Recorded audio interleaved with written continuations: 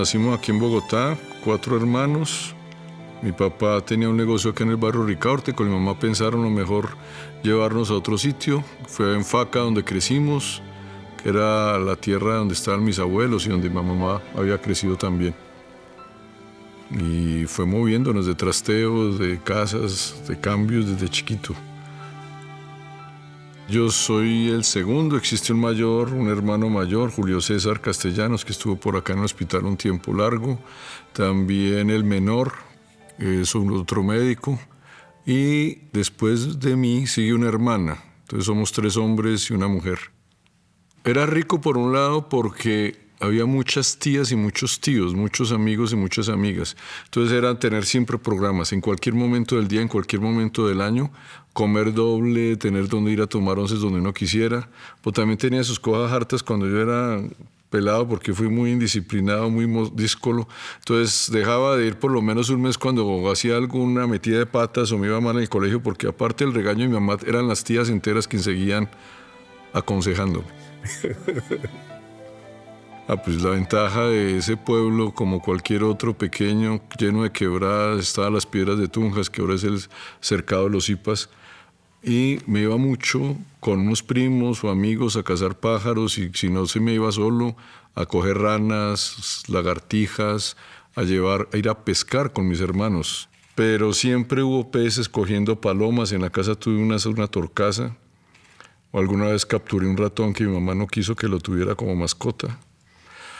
Cosas de esas que siempre han dado ocupado, o haciendo incendios, o montando. Eran casas pegadas, ahora que me acuerdo, en el centro del pueblo, con los solares internos que colindaban casi todas las casas.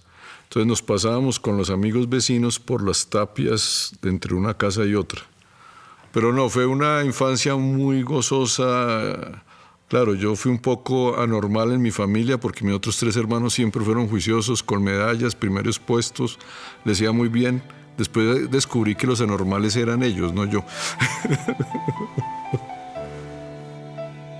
Sí, desde pequeño siempre fue a ver a mi papá, pues tenía supermercado, pero siempre con un libro, siempre leyendo algo. Incluso uno de los primeros libros de mi vida, Robinson Crusoe, de Daniel Defoe, fue a partir de un libro que le habían dejado a él un amigo, y yo me lo llevé. Además, yo lo he visto en estos días y digo, hola, yo sí era... Mire, ahora a usted le pasa a un pelado un libro de eso y no se lo va a leer. Yo tendría en ese entonces unos 8 o 10 años, que era letra chiquita, un libro macizo, porque eran las 2 partes de primera y segunda parte de Robinson Crusoe. Pero esta vaina aburridora, no tenía monachitos, no tenía nada. Después descubrí otras versiones y ya películas y cosas. Pero en ese momento, no, eso fue solo la pasión de leer. Y además el temor era que llegara el dueño y lo reclamara, entonces tuviera que devolverlo. Pero eso no ocurrió, incluso hasta hace muy poco lo tuve. Fui más aventurero, digamos, al terminar bachillerato me hacía harta mi mamá, mi papá, como vi la posibilidad de ir al seminario, porque yo estuve primero en un seminario mayor, diocesano, y yo tenía 17 años y salí de ahí, pero no, más continuar la aventura de mi vida en otros niveles. Pero entonces sí es una experiencia más como explorar mundos, como salir, como descubrir, trazar puentes, ventanas, que eso después lo he visto. Y yo tenía 17 años cuando salí de la casa, mi papá incluso ni lo esperaba, se puso a llorar cuando le conté. Y él decía que no esperaba que la familia se les baratara tan rápido, que mi hermano mayor está estudiando medicina, pero pues en la casa todavía. Y al salir pues fue una experiencia también muy chévere, conocer cosas, de crecer, de aprender a hacer mundo. Bueno, primero fue, como les digo, en el seminario, era Zipaquirá, fue conocer otros 29 compañeros porque arrancamos una experiencia también en el seminario mayor de Zipaquirá, inicia en el 81, y fue tener ritmo, horarios rígidos, muy rígidos, horrible, estar levantados de las 5 de la mañana con programa todo el día hasta las 8 de la noche. Eso pues yo cuando veo esa hoja, cuando me entregan el primer día, a mí casi me da un shock anafiláctico, una cosa de esas. Pero fue un descubrimiento de cosas muy chéveres, de compañeros, de Cundinamarca, del país, de retos. Y hacia el año 87 es donde me encuentro ya más formalmente con la Compañía de Jesús y estoy en Tierra Alta.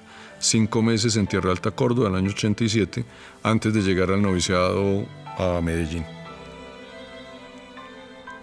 Tierra Alta, Córdoba, eso fue una maravilla. Llegó en primeros de agosto del 87, una comunidad de jesuitas muy dinámica y un paisaje hermosísimo, una vaina bellísima.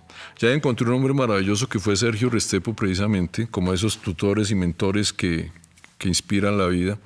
También apasionada por los árboles, por las plantas, por los animales y todo el trabajo que él hizo por la cultura zenú, por recuperar todos estos elementos antiguos que estaban tanto en la cerámica como en los tejidos y en algunas tumbas, que es el arranque del Museo de Cultura Zenú que hay ahorita en Tierra Alta.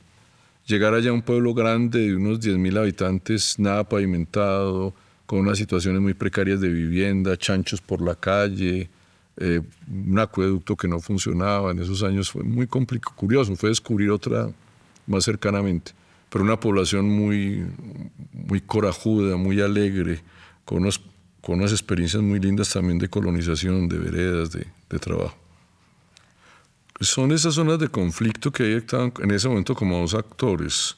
Por un lado, ese paramilitarismo fuerte que empezó a formarse, que luego en los años 2000 fue más fuerte en Colombia, y sobre todo ese nudo de Paramillo, es la zona esa de confluencia grande arriba, en un territorio en el cual habían estado los de la FARC anteriormente. Y a eso pues se le mezcla el componente de todo lo que es el narcotráfico, todas las cuestiones de droga.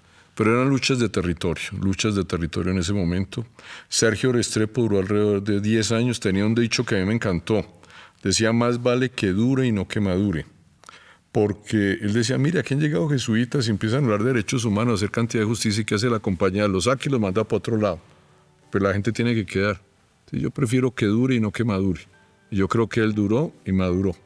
Porque no era alguien que empezara a tener un discurso muy de liberación ni de nada de esa. No era como, digamos, un militante del cambio de estructuras, pero sí era alguien que en esa cercanía a la gente como que tenía otras visiones también muy grandes.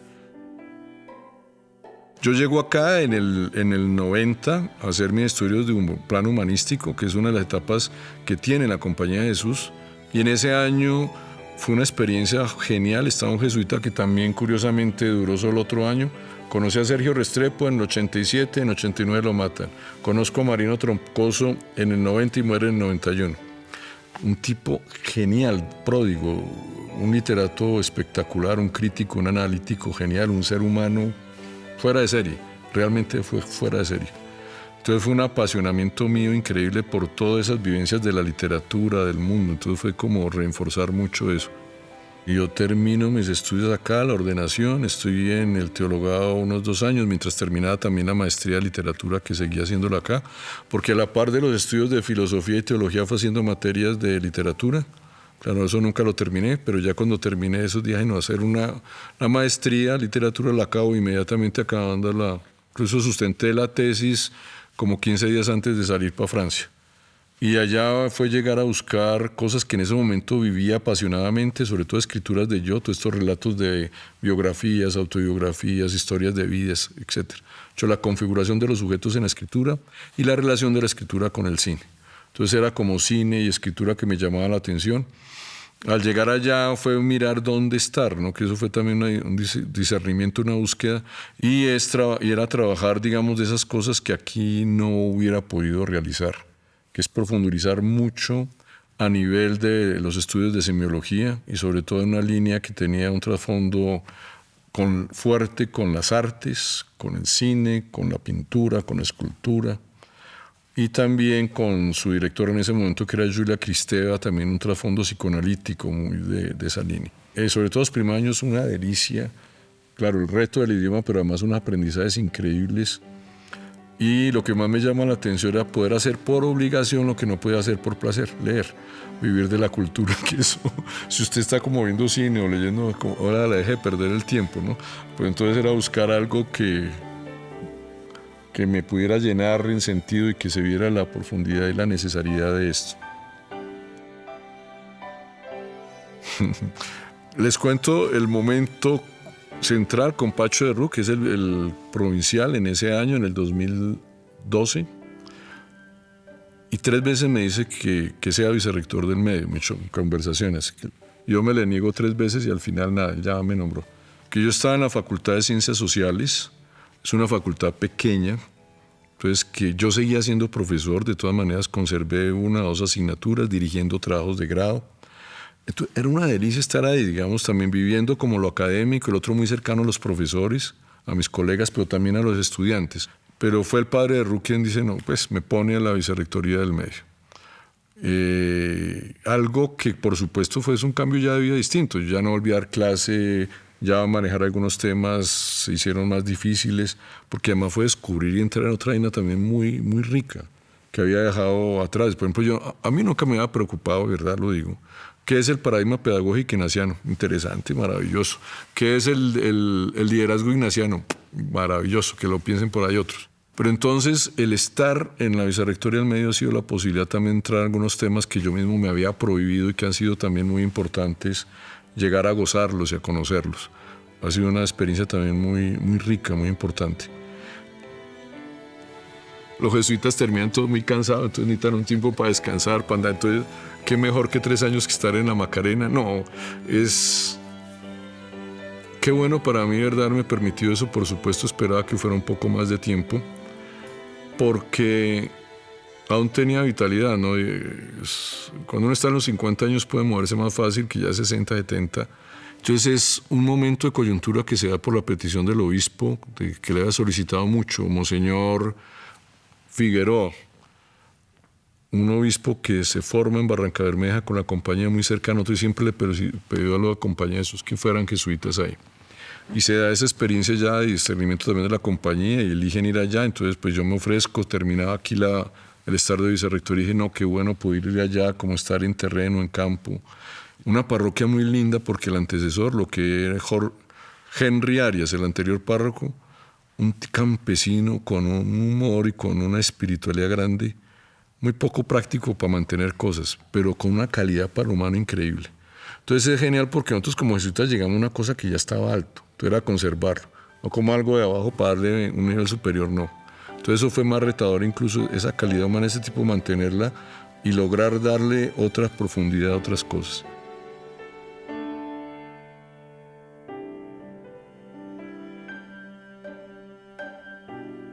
El primer año volviendo de una vereda estaba lloviendo mucho, allá llueve bastante, desde marzo hasta noviembre eso es agua completa.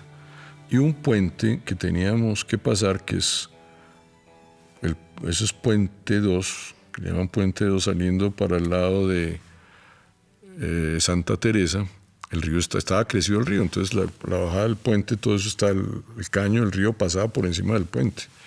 Yo me voy, veo que toda la gente pasa por ahí, con la moto paso sin problema.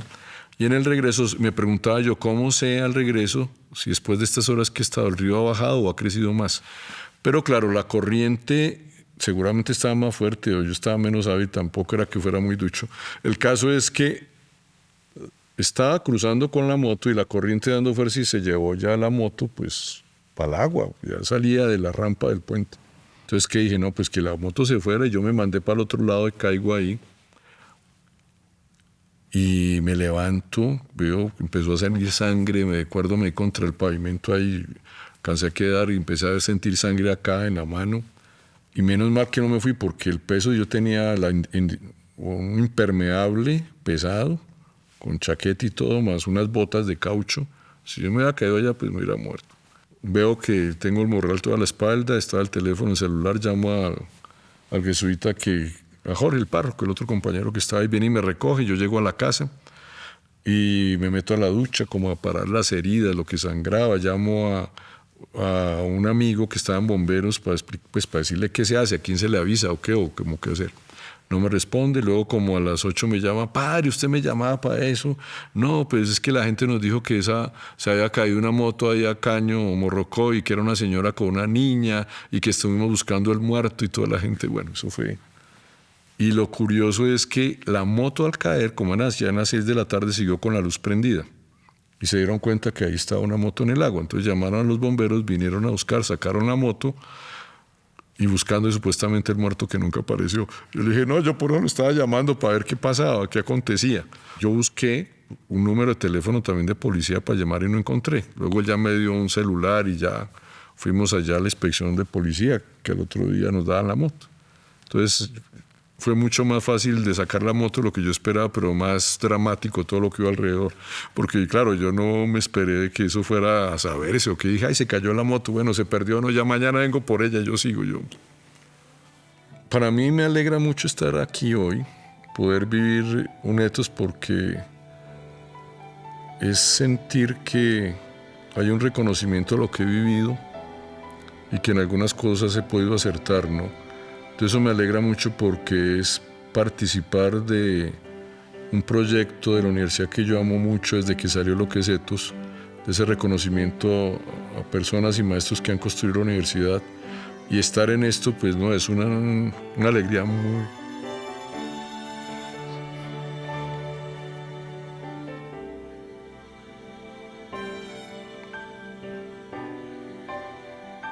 Bueno, es poder gozar esto profundamente y sentirme como en un grupo de personas muy valiosas.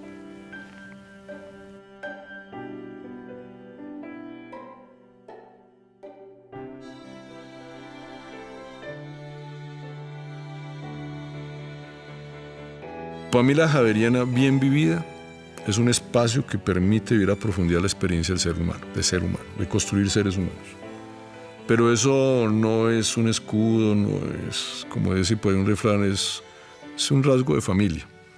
Pero más que un rasgo de familia es ese momento que se vive plenamente de lo humano y que lo garantizamos. Porque, vuelvo a decir, garantizar la espiritualidad ignaciana es que usted viva plenamente una experiencia de ser humano, de una manera grata, para que ese buen ser humano lo recuerde y busque reproducirlo. Si uno nunca vuelve en el afecto a eso primero o a eso que lo ha formado, yo creo que ahí estamos fallando en cosas. Ahí no hay javerianidad, porque no hay ser humano. Entonces es una experiencia más que un producto.